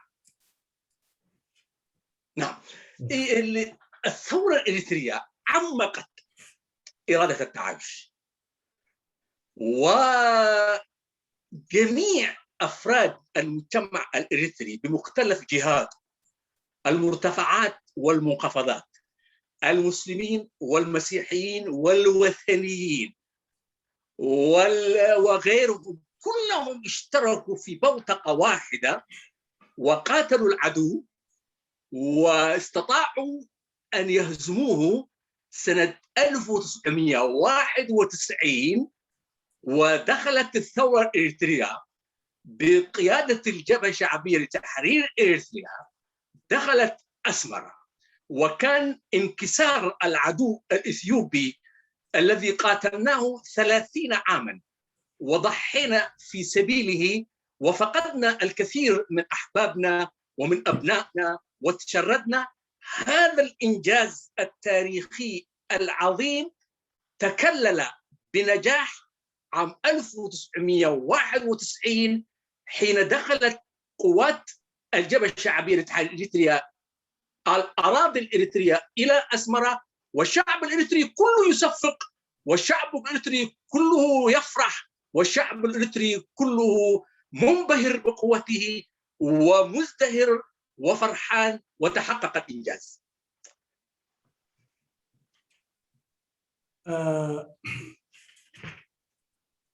ማለት እዚ ናይ ሓቢር ብሓባር ናይ ምንባር ድልየት ከዓ ብምጅማር ሰውራ ኤርትራ 1961 ዓሚቑ እዚ ከዓ ኩሉ ኣካላት ህዝቢ ኤርትራ እስላሙ ክርስቲያኑ ዘይኣማኒኡ ብሓባር ን30 ዓመት ኣንጻር ሓደ ደማዊ ጸላኢኡ ሰፍ ዘይብል ህይወትን ንብረትን ኣጥፊኡ ብ1991 ብመሪሕነት ህዝባዊ ግንባር ኣስመራ ብምእታው ንደመኛ ጸላኢኡ ስዒሩ ኣብ ውሽጢ ህዝቢ ኩሉ ህዝቢ ከዓ ተሓጒሱ ኩሉ ህዝቢ ዝደልዮ ብምርካቡ ብዙሕ ናይ ሓጎስ መግለጺ ናይ ሓጎስ መግለጺ ተግባራት ወይን ኣርእዩ ብሓባር ኩሉ ብዘይፍልሊ بالضبط. عام 1993 بعد استفتاء رعته الأمم المتحدة أعلنت إريتريا عن دولتها المستقلة عن إثيوبيا، ورفرف العلم الإريتري في أقبية الأمم المتحدة، والعالم كله اعترف بإريتريا دولة مستقلة انتزعت الاستقلال بسواعدها وبدماء أبنائها وبإرادة شعبها. ب1993 ድማ ድሕሪ እቲ ዕዉት ህዝባዊ ገሳ ኤርትራ ኣብ ሕቡራት መንግስታት ኣካል ናይ ሕብረተሰብ ዓለም ኮይና ሰንደቕ ዕላማኣ ኣብ ናይ ሕቡራት መንግስታት ከተማ ኣንበልቢሉ እዚ ከዓ ብቅልፅም ደቃን ድሕር ዘይብል ቃልስን ዝተረጋገፀ ናጽነት እዩ ነይሩ። نعم. ونحن ننجز هذا التاريخ أو ننجز هذا الإنجاز التاريخي العظيم. التاريخ دائما ما يمشي بخط مستقيم كده طوالي. التاريخ فيه صعود، هبوط، وانحراف، واعتدال، واستقامة، واعوجاج. التاريخ ما يمشي كده طوالي على خط واحد. ضمن هذه المسيرة النضالية من 61 الثورة الإريترية شهدت كثير من المنعطفات الخطيرة، ودخلت في حروب أهلية وتصفيات جسدية وحرب إعلامية. كان انتهت هذه القضية من الصراعات الداخلية بدخول جبهة تحرير إريتريا عام 1981 السودان وسيطرة الجبهة الشعبية على الميدان. هذه منعطفات التاريخ لا بد أن نتناولها، لأن التاريخ ما يمشيش في خط واحد. كل هنا كم نفلتو تاريخ كل جزية كتا مسمر حيزو أكيدني بزح قوباتن تعساسة فمجدن ورد دايبن زلو እዩ ታሪኻዊ እውን ነዚ ይመስል ካብ 1960 ሓደን ጀሚሩ እምበር ታሪኽና ቀጢሉ ማለት ልሙስ ኣካይዳ ዝኸደ ዘይኮነ ብዙሕ ሓርፋፍን ብዙሕ ጎባጥን ብዙሕ ውረት ደይብን ዝነበረ ኣካይዳ ነይሩ። እዚ ከዓ ጉዕዞ ታሪኽ ከምኡ እዩ። ናሕና እውን እንተኾነ ኣብዚ ካብ 1961 ጀሚሩ ብውግእ ሕድሕድ ዝሓለፍና ብዜናዊ ውግኣት ምፅልላማት ሕድሕዳዊ ምትርራምን በዝቢሉ ከይዱ ኣብ 1980 ከዓ ተጋድሎ ሓርነት ኤርትራ ካብ ሜዳ ኤርትራ ናይ ምውፃእን ህዝቢ ሜዳ ኤርትራ ብሓደ ውድብ ናይ ብምሓትን ኩነት ኣርእዩ ማለት እዩ። እዚ ዝገልፆ ዘለኹ ታሪክ ስለ ዝኾነ ስቂልና ከዓ ጎሲናዮ ክንሓልፍ ስለ ዘይብልና እዩ ዝዝክሮ ዘለኹ። وللأسف أنه تصفية جبهة تحرير إريتريا وإدخالها الميدان عام 1981 تم بالتحالف مع الويانة مع الجبهة الشعبية لتحرير تيغراي، وهذا بمعنى أنه أول قوة أجنبية تتدخل في حسم صراعات داخلية للوطن الإريتري. يعني طرف إريتري يتحالف مع قوة أجنبية من أجل أن يضرب قوة وطنية خلافه معها خلاف ثانوي وليس خلاف أساسي، ليس هو تناقض أولي وإنما هو تناقض ثاني، وهذه إشكالية سببت إزعاجا كبيرا في مسيرة النضال الإريتري. بشحن شعة 180 مبار تقال بحر إرترا ميدا إرترا كوصم كله أتي بتعمي زجرم نجرم كخون زينب متذكر زخون نجر استجبرن تداهليو إيد أعتاونت ناي ويانه وي بمالت بزمدنا كلته حدا هجراو حيلن مس زي هجراو حيلن حدا هجراو حيلن ناي نهرام زلزنبره زين جزارسو أميدا عرفة حد زين بورن بتعمي بتعمي مالت شجر زفترة كنت فتيرو مالتي. أيوة لأنه أعطى مبرر لقوة أجنبية، والآن قاعد نعاني منها نحن، لأن التجارب حتى الآن بيعتبروا إن هم أراقوا دما في أراضي إريتريا، وأن إريتريا لا تنفصل عن استراتيجيتهم، لأنه أعطوا فيها مجال. وهم لما دخلوا جبهة تحرير إريتريا إلى السودان ما كانوا يقدمون عمل خيري، لأن السياسة ليس فيها عمل خيري، ولكنهم لهم استراتيجية بعيدة المدى، والآن إحنا قاعد نعاني منها. هذه القضية في هذه مسار الثمانينيات لما فقدت الساحة الإريترية توازنها وأصبحت ثقافة معينة وقوة معينة تسيطر وتستفز طرف آخر في المجتمع الإريتري وتعتدي على ثقافته وتغيب وجوده الثقافي وتعطي صورة وكأن إريتريا هي لشعب بعينه ولثقافة بعينها وللغة بعينها ولقيم وأخلاقيات بعينها. أنا لا أقول هذا فعله مثلا المسيحيون أو الوثنيون، لا، فعلوه الاتجاه الماركسي سواء في الجبهة الشعبية بتحرير إريتريا أو في جبهة تحرير إريتريا حزب العمل وحزب الشعب الثوري، وخلقوا إشكالية ثقافية في داخل المجتمع الإريتري. نتيجة لهذه المظالم ظهرت الحركة الإسلامية الإريترية سنة 1987، وأنا واحد من الذين أسسوا هذه الحركة.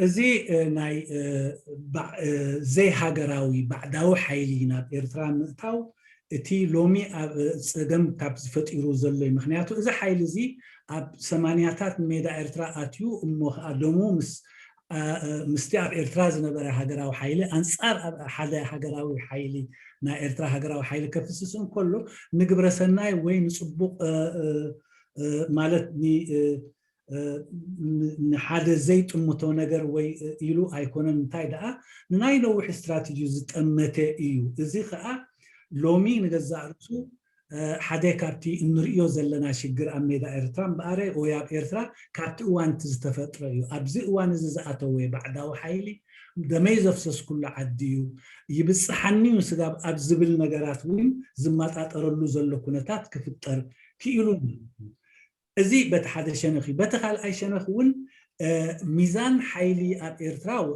تزانابيلو مالتيو نسخة مالت ناي حدا حزبي ناي حدا بهلي ناي حدا قانقوا زمسل كنتات تفتيرو مالتي سلازة حيلي ميزان بخمزين نريو زلنا زنبع حيلي ميزان كله إرتراوين كابز قبريزو ناي بعداوي إذا أتاونت على إرترا إذا كبرون كل خوجين إتي كريستياناوي وإتي كبساو حيلي فتيرو مع السيفونو كو إتهم ماركساويان حيلتات مناتهم ربحا كله زفترو إسلازي كله إتي أبني لإرترا نزي ناي حيل ميزان ناي مزبع مفتار نجزارسو كابتي سجاماوي سنة حساب زختر زنبرة أو وش تصور إرترا تصفيو زنبرة حيلي ينسوين إتي جبهان تدعم سيكات ناي محبر عيو ሓይሊ ነይሩ ማለት እዩ ሰልፊ ኣብ እቲ ዴሞክራሲያዊ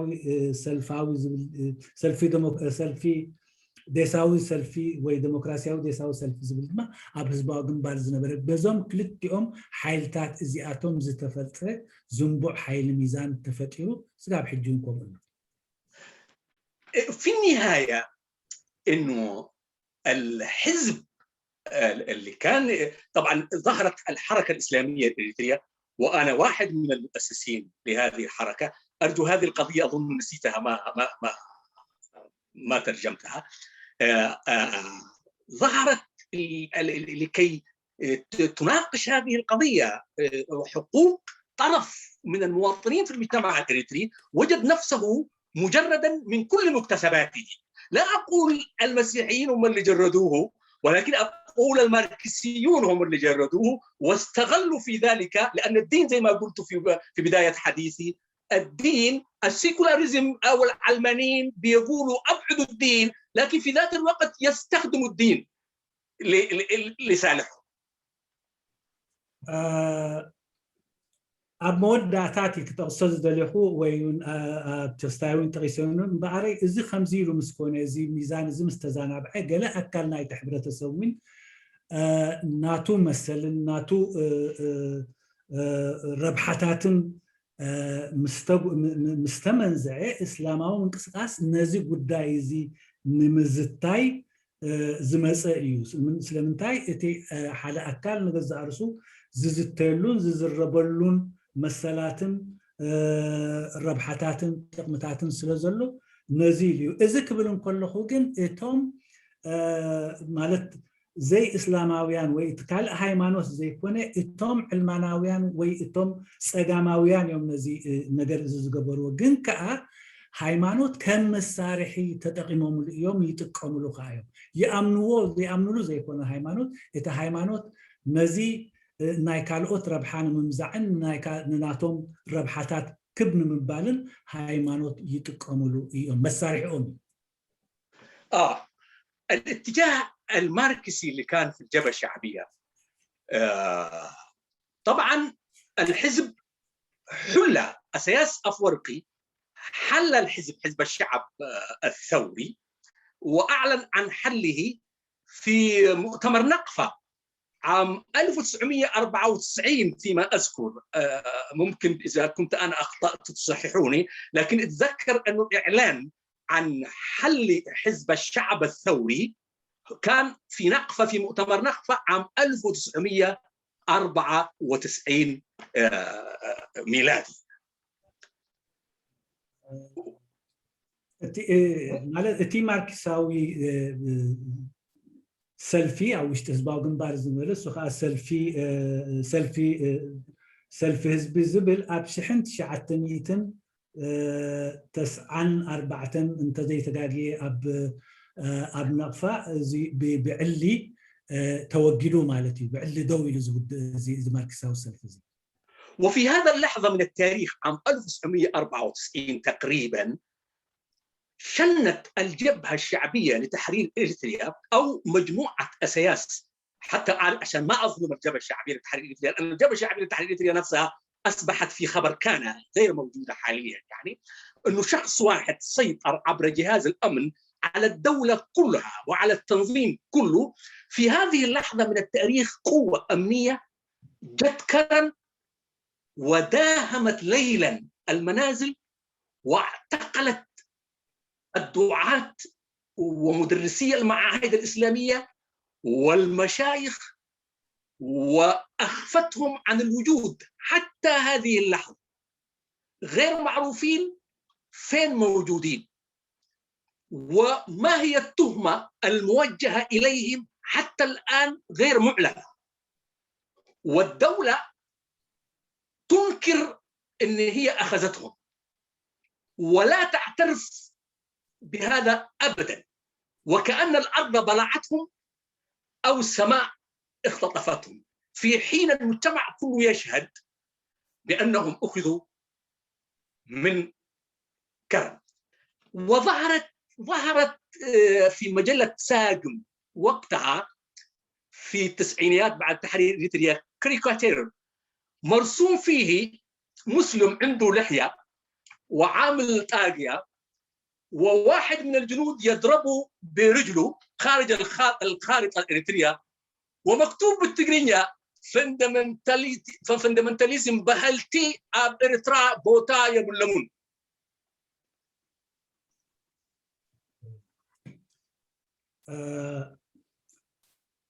مالت تي بدحرزي اب 1994 حزباو جنبار ايبلن غزا حزباو جنبار يلون سوين كابتي شجر زغاطمو كبالي قال جن غجله اساس بابالات سطا ወይ بحالታት ፀጥታ ተመርሐ ወይ ውን ሓይሊ ዘጥረየ ሓይልታት ፀጥታ ንከረን ተላኢፎም ሓደ ለይቲ ኣብ ከረን ኣትዮም መሻይኽን መማህራንን ከካብ ገዝኦም ከኣርይዎም ኣምስዮም ማለት እዩ። ስጋብ ሎሚ ኣብ ልዕሊኦም ዝተመስረተ ክሲ የለን ወይ ውን ንገዛእ ርእሶም ኣይ ወሰድናዮምን ምሳና ያለውን ኣበይ ከም ዝኣተው መሬት ድያ በሊዓቶም ኣይፍለጥን። ስጋብ ሕጂ ይሃልው ኣይሃልው ብምውሳዶም ወይ ዝተኣምነ የለን። እቲ ኩነታት ከምዚ ኢሉ እንከሎ ንገዛእ ርእሱ ኣብዚ እዋን እዚ እውን እንተኾነ ኣብ መፅሄት ሳግም ሓደ ካሪካቴር ዝወፀ ነይሩ። ንስ ከዓ ሓደ ጭሕሙ ዘለዎ ሰብ بحد وتهدر اندات دفعه كاب كارتانا اف ابزي كارتازي وي ابزي بوتازي ني فندامنتالاويان وي فندامنتاليزم بوتا يلن إلو كسبوك زرعي كارتون ابتا مسحيت رأي. وأصبحت المدارس الإسلامية بشكل محدود هي الهدف، والدولة تتدخل فيها وأحيانا تفرض عليها مناهجها وأحيانا تأممها. وكان آخر خبر أنا وصلني إنه الدولة سيطرت على معهد عصب الإسلامي، معهد الدين الإسلامي بعصب، وجردته من إرادته في تعليم الدين. وهذه معاهد أصلا لما أنشئت من أجل تعليم الدين، وبحجة أن التعليم هو تعليم علماني يجب أن الدولة تسيطر على كل شيء، وسيطرت على التعليم. أيضا مدرسة الضياء في أسمرة، إنه تدخلت الدولة وأجبرت البنات على أن لا يرتدين الحجاب وهي ثقافة إسلامية، وفرضت عليهم مفاهيمها هي للدولة. وساقم وما يجري في ساقم أشياء كثيرة لعل الزمن لا يتسع. الدولة نفسها لو نظرت إليها الستيت اللي قامت صحيح هي ديكتاتورية، ورجل واحد هو اللاعب الأساسي، الآخرون يؤدون دورهم كما يملي عليهم هو. صحيح هي دولة لا برلمان فيها، دولة لا قضاء مستقل فيها، دولة لا إعلام حر فيها، دولة لا دستور فيها، دولة لا شفافية في ميزانيتها، دولة يحكمها الجهاز الأمني، وكل الشعب الإريتري تضرر منها، مش المسلمين بس، تضرروا منها المسيحيين أيضا. القس الأرثوذكسي معتقل والدولة تتدخل في خصوصياته، الكاثوليك تضرروا منها، البروتستانت الكنيسة اللامذهبية البنطة تضرروا منها، الوثنيين تضرروا منها، العلمانيين تضرروا منها. هذه الدولة التي تشكلت وللأسف تشكلت في نهاية كل هذا النضال. هذه الدولة لو جيت في كل وزاراتها تجد المسلمين فيها غرباء. يعني ولو أنا الآن ما معي وثيقة المفتي اللي عملت تحقيق في هذا الجانب، عدد المسلمين في وزارة الخارجية، عدد المسلمين في وزارة الدفاع، عدد المسلمين في الطيران، عدد المسلمين لا تجد إلا نسبة ضئيلة جدا، وكأنهم ليسوا مواطنين، وكأن الدولة هي لفئة معينة. التلفزيون الإريتري لما تشوفه ما أدري هل أنا واهم ولا أنا ما جيت في الوقت المناسب، ما بعرف يعني. كل ما نظرت إليه رأيته يرقص بالتجرينية ويتكلم بالتجرينية، والدولة الوثائق كلها تكتب بالتجرينية. أنا لو مشيت السفارة الإريترية مرة ما وجدت واحد يتفاهم معي بالتجري ولا يتفاهم معي بالعربي يعني. وواحد يعني أنا أقول لك الدولة أصبحت شكلا واحد. أظن هذه الدولة تمثل جهة بعينها، وإن كان الجهة التي تمثلهم قد لا يرضون بهذا الشيء، قد ليسوا فرحين بهذا الشيء، لا أقول أنهم راضين بهذا الشيء، ولكن أقول إنها تمثل جهة واحدة، هي الدولة اللي يقودها إسياس أفورقي. و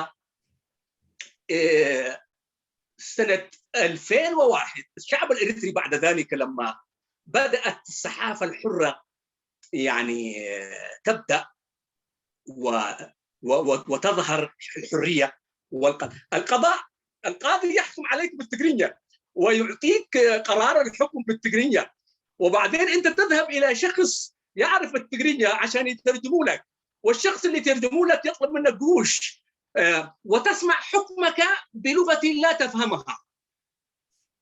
هذه إشكالية كبيرة. بدأت الحرية، الصحافة كانت صحيفة اسمها ساجينا ولا ساجانا ما أعرف، اللي كان يصدرها واحد من أبناء الشيخ من أسمرة، وبدأت الصحافة تتكلم.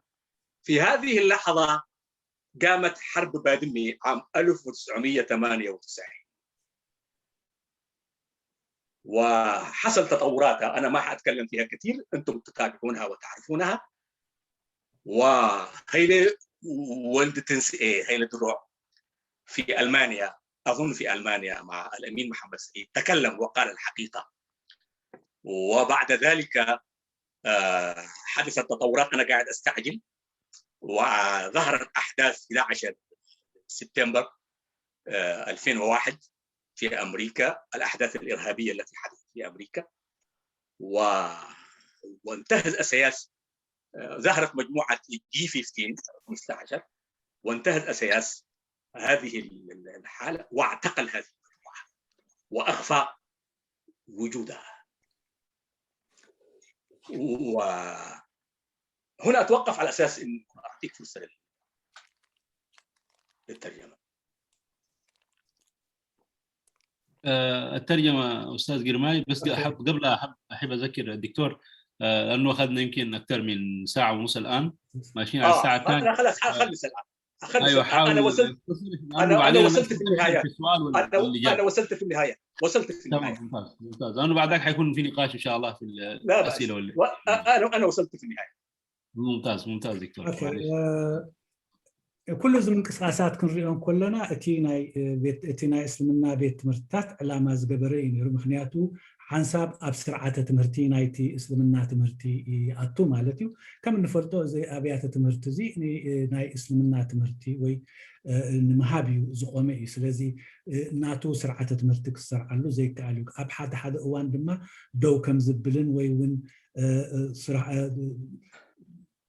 سرحاتو دو كم زبل يقبر اتمودع تاز بس حنا نقدر انت دعلو بزز حلف كنيات نجز عرسو ابنا عسبنا مع حد مرتي دو كم زبل استاينبل مالتي كابو يون زنبرنا بيت مرتي ديا كلنا نفلطو اب اتينت من قصاستي مخنيات كون دخاله نجز عرسو ابتينا يتندك انستيو ناي نقول باب مثل واذا اسلاماوي حقس لزخونه نزز خلكل منبار قال بحسر زبالك نريون كلنا دولة اللو الكاك تزارب انت دعهم كان جزء رسوت دولة دليتنا حدا والكمال أخذ غيد مبار بكم دولة أخذ قلصات تخيل مخنياتو زي نتي دولة بارلما يبلو فراري أكال يبلو بقلوس إنت عيسر رحم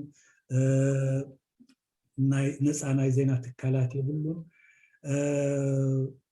ግን እዚ ክብሎም ከለኹ ካብዛ ደውላ እዚኣ ዝብደል ኩሉ እዩ ተበዲሉ ምክንያቱ እንተ ዳሪና ኮይና ቀሺ ናይ ኦርቶዶክስ ኣብ እንታይ ኩነታት ከም ዘለዉ ኩላህና ንፈልጦ እዩ ስለዚ ናይ እምነት እዚ ይኹኑ ናይ ተዋህዶ ይኹኑ ናይ ካቶሊክ ይኹኑ ዝተበደሉ ከምኡ ዕልማናውያን እውን ዝተበደሉ እዩ ከምዚ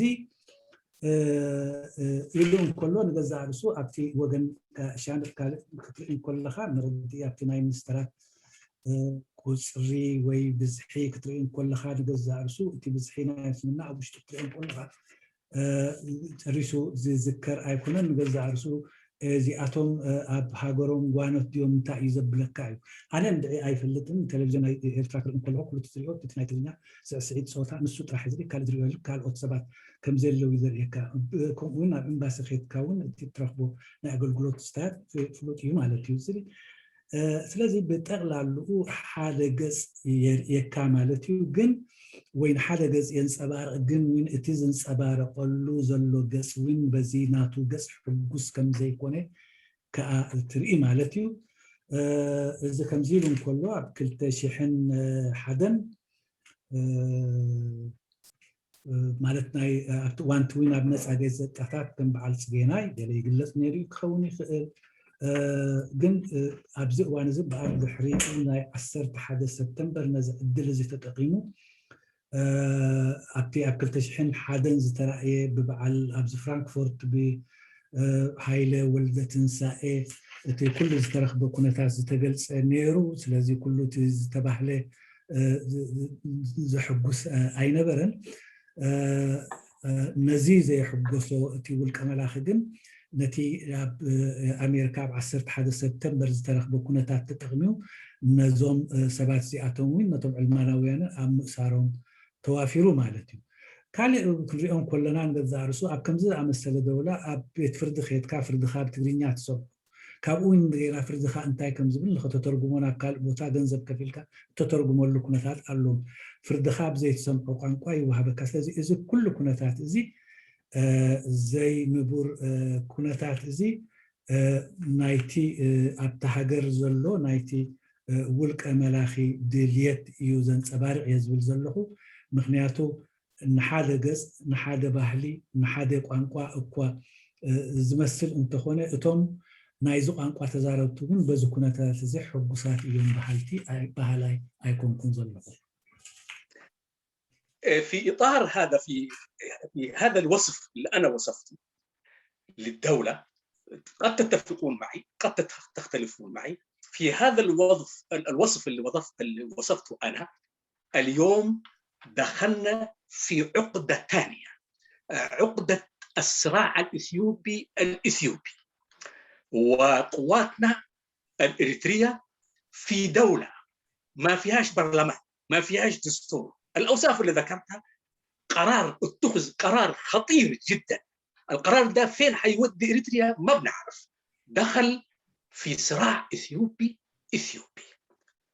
والصراع بدأ وفين حينتهي ما بنعرف وانتم قاعدين تتابعوا تداعياته على المستوى الدولي على واتهمنا بأننا اغتصبنا جنودنا اغتصبوا النساء واتهمنا وأصبح الصراع يعطى طابع معين اللي هو المسلمون طبع ذلوهم يوم 5 غيرهم وكأنه الجبهة الشعبية القائد يعني هذا الجندي اللي عنده طباعة كأنه ما عنده مسؤول أصدر عليه أوامر يعني حتى إذا هو فعل فعلا هذا الشيء ودائما في القانون يقال المتهم بريء حتى تثبت إدانته فإحنا الآن قاعد نذكر التهمة ومن حق الإثيوبيين أن يتهموا ولكن ليس كل اتهام بمعنى هو فعلا وقع لكن إنه إعطاء الصراع طابع معين وكأن المسلمين هم الذين ارتكبوا وهم الذين فعلوا هذه الأفاعيل هذه أيضا مشكلة كبيرة جدا في المجتمع الإريتري تعقد من مسألة التعايش هذه نقطة. النقطة الثانية وأنا أنهي طبعا الحديث الآن. النقطة الثانية إن هنالك فعلا في أزمة تعايش في المجتمع الإريتري، دي حقيقة يجب أن نعترف بها، ولازم أن نفكر في حلها، كيف نحلها. وهنالك مصطلحات يجب المثقفين والمفكرين أن يجلسوا مع بعض ويخرجوا بصيغة تعايش بين هذا المجتمع من أجل أن يبنى. حتى قضية العلمانية هذا اسم عائم، secularism. What kind of secularism؟ يعني ما نوع هذه العلمانية اللي احنا عايزينها؟ علمانية تتناسب معنا. بخلاصة عايز أقول احنا لا نوجد دولة علمانية، ولكن نوجد دولة محايدة. والدولة يجب أن نعرفها بأنها جهاز إداري وليس جهاز أيديولوجي. جهاز إداري يخدم الجميع ويشارك في بنائه الجميع. هو ذي الكمباني، هو ذي الشركة، كل واحد يملك فيها سهم وكل واحد يملك فيها حق، وهي تخدم الجميع وليس جهاز إداري. خلاصة كلامي خليني ألخصه في النقاط الأخيرة هذه. أولا، إريتريا صنيعة الاستعمار الإيطالي كشأن الدول المشكلة حديثا. ثانيا، إشكالية السلطة بما تعنيه من عدالة في التمثيل الثقافي والتوزيع المالي هي عقدة التعايش الوطني. ثالثا، وهذا يعني أن الصراع في إريتريا ليس صراعا دينيا ولكن صراعا سلطويا، والدين يستخدم. والشعب الإريتري بكل مكوناته له إرادة المعيشة المشتركة، ولكن الإرادة وحدها ليست كافية ما لم تكن مشفوعة برؤية سياسية في حل إشكالية السلطة. 5، أهم مقوض لعملية التعايش هي النزعة الشوفينية التي تعلي من شأن فئة وهيمنتها على حساب حقوق الآخرين. 6، النظام الحالي بقيادة أسياس أفورقي يمثل الشوفينية في أبشع صورها بإنشائه لنظام ديكتاتوري يعمل في تعزيز هيمنة التجرينية وثقافته. 7، الشعوب الأخرى أو المكونات الأخرى ترفض هذه الهيمنة بكل صورها وأهدافها، وهو ما يعني انعدام الاستقرار وغياب التنمية المستدامة، وهذا ليس في مصلحة الجميع. شكرا لكم على الاستماع، وشكرا للأخ المترجم الذي ترجم بجدارة، وشكرا لكم أنتم اللي دعيتموني عشان أثري هذه الأمسية. وما نقص في هذه الندوة ممكن من خلال النقاش والأسئلة يتضح. وأشكركم جدا، ومعذرة أن أنا تجاوزت الزمن، لكن الموضوع اللي أنا أخذته موضوع معقد لا يكفي فيه ساعات قصيرة. وشكرا.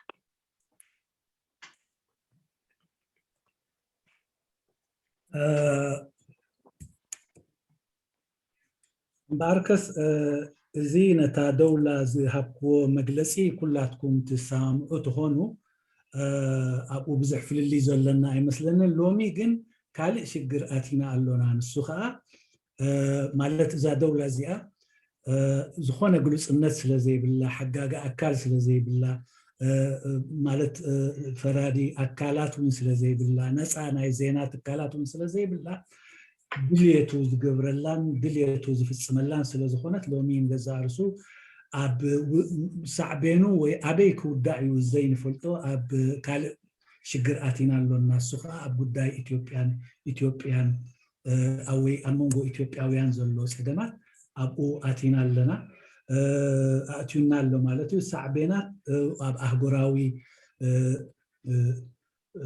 ኣብ ኣህጉራዊ መጋባእያታት ይኹን ወይ ኣብ ኣህጉራዊ ዜናታት ከም እንሰምዖ ዘለና ኩሉ ግዜ ጥሕሰት ሰብኣዊ መስፈል ብኡ ዝኽሰስ ኣሎ ንሱ ከዓ እቲ ቀንዲ ሓደ ካብቲ ዘጉየካ ከዓ ጥባሕ ዘለዎም እዮም ወይ እስላም እዮም ዝገብርዎ ዘለዉ ኢልካ ምዝራብ ንገዛእ ርእሱ እቶም ከሰስቲ ከምኡ ኢሎም ክኸሱ ይኽእሉ እዮም ግን ከዓ ክፍለጥ ዘለዉ ሓላፊ የብሎምን እዮም ከይተኣዘዙ እዮም ዝገብሩ እንተደኣ ገይሮም ኮይኖም ኣዛዚ የሎን ዝብል ሕቶታት ከነልዕል ይግባእ ማለት እዩ ኣብኡ ቁልቁል ዝኣፉ ከምዚ ዓይነት እምነት ዘለዎም ኢልካ ምዝራብ ግን ንገዛእ ርእሱ ኣብ ዓብዪ ፀገም ከእትወና ከም ዝኾነ ይረአየካ እዚ ከዓ እቲ ናይ ሓባር ምንባር ሽግር ክኸውን ይኽእል እዩ ወይ ብሓባር ናይ ምንባር ሽግርና ክኸውን ክኽእል እዩ ስለዚ ነዚ ናይ ሓባር ሽግር ፀገም ክኸውን ኮይኑ ዘሎ ወይ እምበኣር ሎሚ ናይ ሓባር ምንባር ሽግር ኣሎ ዶ ንዝብል ከዓ ብግልፂ እወ ሎሚ ናይ ሓባር ሽግር ብሓባር ሓቢርካ ናይ ምንባር ሽግር ኣሎና ብግልፂ ክንዛረበሉ እንተደኣ ኮይና ግን ከዓ ነዚ ክንፈትሖ ይግባአና ከመይ ጌርካ እዩ ዝፍታሕ ዝብል ሕቶ ግን ምሁራትና ልሂቃናትናንን ብሓባር ኮይኖም ክሓስቡ ኣለዎም ማለት እታ ዘቕምዋ ደውላ እንታይ ክትመስል ኣለዋ እንታይ ከመይ ክትከውን ኣለዋን ዝብል ነዚ ኩሉ ክዝረበሉ እዩ እምበኣር እቲ ከነቕሞን እንደሊ ዘለና ደውላ ንኩሉ ዘመሓድር ናይ ምሕደራ ደውላ እምበር ናይ ስነ ሓሳብ ደውላ ክኸውን የብሉን እዚ ሓደ ካብቲ ማለት ሓደ ካብቲ ክንገብሮ ዘለና ነገራት እዩ ነቲ መፍትሒኦም ካልእ ግን ኣብዚኣ ናይ መወዳእታ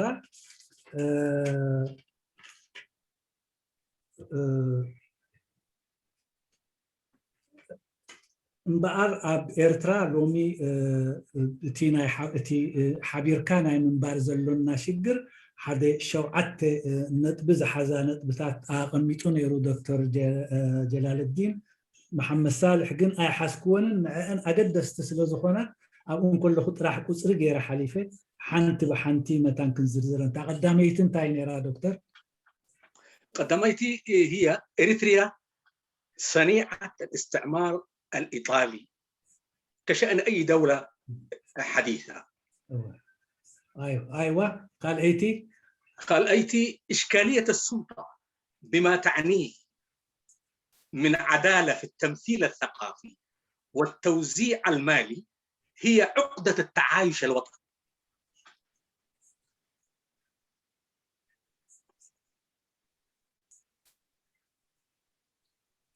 الثالث وهذا يعني أن الصراع في إريتريا ليس صراعا دينيا ولكن صراعا سلطويا.